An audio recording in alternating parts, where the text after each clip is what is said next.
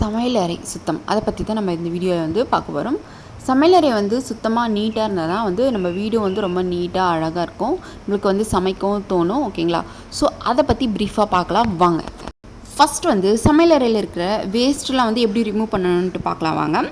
இது வந்து பார்த்திங்கன்னா நம்ம சமையலறையில் இருக்கிற குப்பைக்கூடையை வந்து பாத்திரம் கழுவுற அந்த சிங்க்கு கீழே வந்து வச்சிங்கன்னா அது வந்து ரொம்ப வந்து ஈஸியாக இருக்கும் நீங்கள் வந்து வேஸ்ட்டெலாம் வந்து அதில் போடுறதுக்கு. மேலும் வந்து அது வந்து மூடி இருக்கிற மாதிரி யூஸ் பண்ணிங்கன்னா ரொம்பவும் அது வந்து நல்லது. ஸோ அதில் வந்து இந்த ஸ்மெல்லு வந்து வராமல் வந்து நம்ம வந்து பாதுகாத்துக்கலாம். மேலும் வந்து பார்த்திங்கன்னா அதிலிருந்து வர அந்த ஸ்மெல்லை வந்து தடுக்கிறதுக்கு ஒரு சின்ன கிண்ணத்தில் வந்து பேக்கிங் சோடாவை கொட்டி அதுக்கு கூடைக்கு பக்கத்துலேயே நீங்கள் வைத்திங்கன்னா தேவையில்லாத ஸ்மெல் வந்து சமையலறையிலேருந்து வரதை வந்து தவிர்க்கலாம். இது வந்து பார்த்திங்கன்னா நம்ம வந்து பாத்திரம் கழுவுறதுக்கு பயன்படுத்துகிற அந்த ஸ்க்ரப் இருக்குது இல்லையா? ஸோ அதில் வந்து பார்த்திங்கன்னா நீங்கள் வந்து ரொம்ப நாளாக ஒரே ஸ்க்ரப்பை வந்து யூஸ் பண்ணிகிட்டே இருந்தீங்க. அதில் அந்த ஸ்பான்ஸில் வந்து பார்த்திங்கன்னா பல கிருமிகள் வந்து இருக்கும். ஓகேங்களா? ஸோ வந்து ஒரு சதுர இன்ச் பரப்பிலேயே வந்து பார்த்திங்கன்னா லட்சத்துக்கும் மேற்பட்ட பாக்டீரியாக்கள் இருக்குன்னு சொல்கிறாங்க. ஸோ வந்து நம்ம வந்து அடிக்கடி அட்லீஸ்ட் வாரத்துக்கு ஒரு முறை அதை வந்து மாற்றிடுறது நல்லது. அப்படி இல்லைனா அதை வந்து வாஷ் பண்ணிவிட்டு நல்லா வந்து காய வச்சு வெயில் வைக்கிறது இன்னும் பெட்டர்.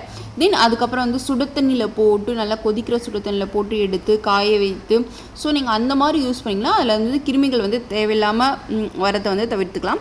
ஏன்னா வந்து பார்த்திங்கன்னா இந்த கிருமிகளால் வந்து நம்மளுக்கு வந்து வயிற்றுப்போக்கு, வயிற்று வலி இந்த மாதிரி பல பிரச்சனைகள் வந்து ஏற்படுறதுக்கு வந்து வாய்ப்புகள் வந்து இருக்குது. ஸோ வந்து பார்த்திங்கன்னா கழுவிய பாத்திரத்தை வந்து நம்ம வெயிலில் காய வச்சுட்டு உடனுக்குடன் தொடச்சிட்டு அடுக்கி வச்சிட்டோன்னா ஸோ வந்து அந்த பாத்திரம் வந்து ரொம்ப நீட்டாக வந்து சுத்தமாக வந்து இருக்கும். ஸோ தேவையில்லாத ஸ்மெல்லையும் வந்து நம்ம வந்து தவிர்க்கலாம்.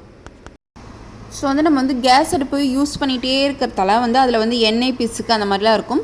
ஸோ அதை க்ளீன் பண்ணுறதுக்கு நம்ம வந்து அந்த லிக்விட் யூஸ் பண்ணுவோம் இல்லையா, சாமான் கழுவுறதுக்கு லிக்விட். ஸோ அந்த லிக்விடை வைத்தே வந்து நம்ம வந்து அதை வந்து க்ளீன் பண்ணலாம். கொஞ்சம் நேரம் அதை வந்து ஊற்றிட்டு ஸோ ஊற வச்சுட்டு அந்த இடத்துல வந்து நம்ம வந்து சுத்தமாக வந்து க்ளீன் பண்ணிடலாம். ஸோ அந்த சமையல் மேடையும் வந்து அந்த லிக்விட் ஊற்றி நம்ம வந்து க்ளீன் பண்ணிட்டோன்னா ஸோ வந்து அதுவும் வந்து ரொம்ப நீட்டாக வந்து சுத்தமாக எண்ணெய் பிசுக்கு இல்லாமல் வந்து இருக்கும். ஸோ வந்து இப்போ எண்ணெய் இந்த மாதிரி பல விஷயங்களுக்கு வந்து நம்ம வந்து கண்ணாடி பாட்டில் தான் வந்து யூஸ் பண்ணுவோம். ஸோ அதிலேருந்து எந்த ஸ்மெல்லும் வந்து வராமல் இருக்கிறது வந்து பாட்டிலில் வந்து பாதி அளவு தண்ணீர் ஊற்றி அதில் வந்து சோடா உப்பு போட்டு கொஞ்சம் வந்து ஊற வைத்து குலுக்கிட்டு அதுக்கப்புறம் வந்து நீங்கள் வாஷ் பண்ணிங்கன்னா ஸோ வந்து அதில் வந்து எண்ணெய் பிசுக்கு எதுவுமே இருக்காது. ஸோ வந்து பாட்டிலில் வந்து ரொம்ப வந்து சுத்தமாகிடும். அதே மாதிரி இந்த உப்பு ஜாடியில் வந்து சிறிதளவு வந்து சோள மாவு போட்டு வைத்திங்கன்னா உப்பு வந்து நீர்த்து போகாத வந்து நம்ம வந்து தவிர்த்துடலாம். வந்து பார்த்திங்கன்னா எக்கு வந்து கீழே விழுந்து உடஞ்சிடுச்சின்னு வச்சுக்கோங்களேன், ரொம்ப அதிகமாக வந்து ஸ்மெல் எடுக்கும். ஸோ வந்து அப்போ வந்து அந்த இடத்துல வந்து நம்ம வந்து உப்பை வந்து தூவிட்டு அதுக்கப்புறம் துடைத்து எடுத்தோன்னா ஸோ வந்து தேவையில்லாத ஸ்மெல் வந்து அங்கே வந்து வராமல் வந்து தவிர்த்துடலாம். பார்த்திங்கன்னா சிக்கன், மட்டன் ஸோ இந்த மாதிரி வந்து நான்வெஜ்லாம் வந்து சமைக்கும் போது அதை வந்து மிக்ஸி ஜாடியில் வந்து போட்டு எடுத்திங்கன்னா மிக்ஸி ஜாடியிலேருந்து ஸ்மெல் வந்து ரொம்ப நேரம் இருக்கிற மாதிரி இருக்கும். ஸோ வந்து அப்போ வந்து உடனுக்குடன் அதை வந்து கழுவிடுறது வந்து ரொம்ப நல்லது. மேலே வந்து இதில் வந்து பார்த்திங்கன்னா 2 பிரெட் துண்டுகளை போட்டுட்டு அதுக்கப்புறம் வந்து நம்ம அரைச்சிட்டு நம்ம எடுத்தோன்னா அதில் எந்த பிசுக்கும் இல்லாமல் க்ளீன் ஆகிடும்.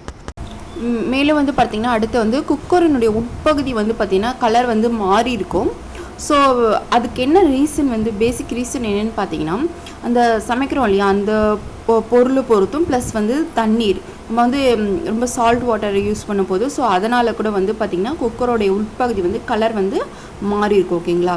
அதாவது சமைக்கிற பொருள் இருக்கிற அமிலத்தன்மை சொல்லுவாங்க. ஸோ அதனால் கூட ஸோ அதுக்கு வந்து என்ன பண்ணலான்னு பார்த்தீங்கன்னா புளி இல்லைனா எலுமிச்சத்தை போட்டு உள்ளே வந்து நம்ம வந்து வாஷ் பண்ணிட்டு வந்தோன்னா ஸோ வந்து it will be clear.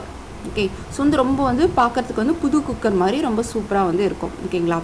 So இதை வந்து நீங்கள் வந்து ஃபாலோ பண்ணிக்கோங்க. ஓகே ஃப்ரெண்ட்ஸ், இந்த டிப்ஸ் எல்லாமே வந்து உங்களுக்கு யூஸ்ஃபுல்லாக இருக்குன்னு நினைக்கிறேன். மேலும் வந்து அடுத்த வீடியோவில் வந்து பார்க்கலாம். Thank you, by.